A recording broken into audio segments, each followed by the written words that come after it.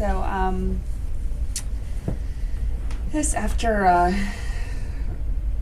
that I mentioned that I had eating issues or body issues for a while. So after years of trying to control my body, which was mainly just not eating properly or exercising and constant weighing and or having that pair of pants that if I don't fit into those pair of pants, then I should not eat 3 meals a day. I'll just eat 2 meals for the next week or something. So there's always these controls that you set up, and it was much worse when I was younger, but it was minor, but enough to still be an obsession. So after years of kind of doing that, when I finally went back to school at 32, so I had to kind of learn how to not think about my body at all and think about other things and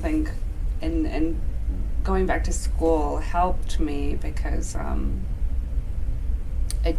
was very busy thinking about something other than what I looked like or things like that. So that was very helpful, and so not that I wasn't healthy, but I think somehow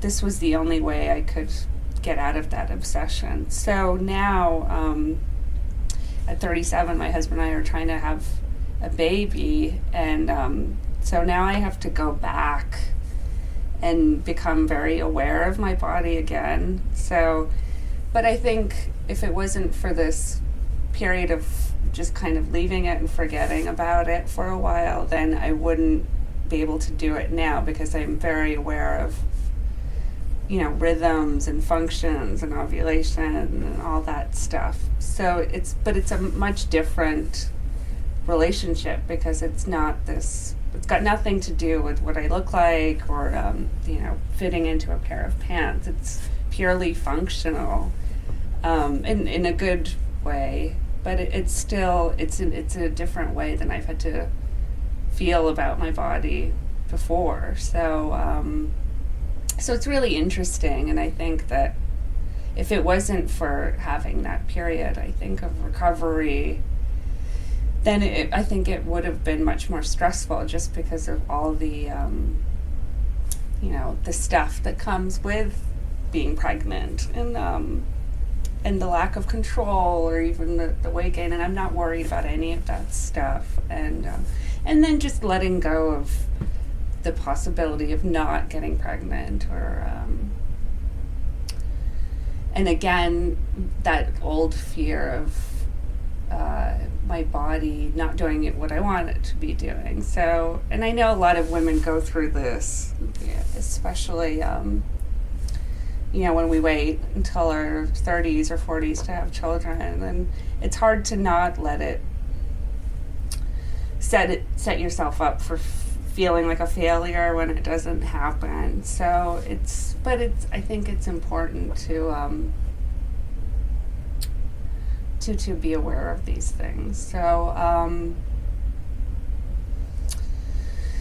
and I guess to accept nature. I haven't really looked into fertility or anything like that. I know a lot of other women that have,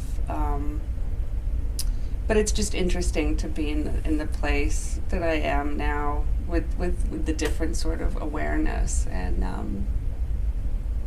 I know I feel lucky that I did get over all those other bad feelings about the body, because I don't think I would be as accepting and be able to deal with this monthly sort of mini drama that happens. So that's about it. Yeah. Can I ask you a question? Sure.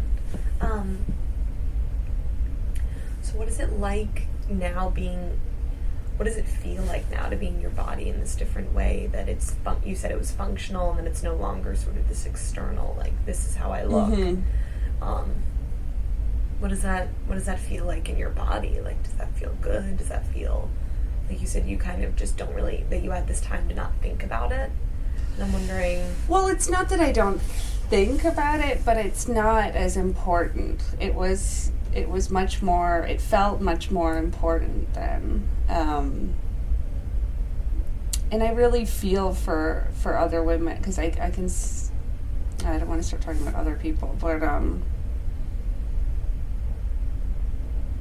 but to just, how can I say it? I think just for a long time I felt like that's all I had, you know what I mean? So, and I just didn't know that there was anything else. There wasn't really, so, I mean, what else?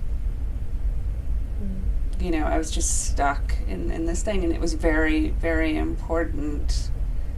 The exterior stuff was so important, and it was only through finding something else or having some other goals where it became less important. So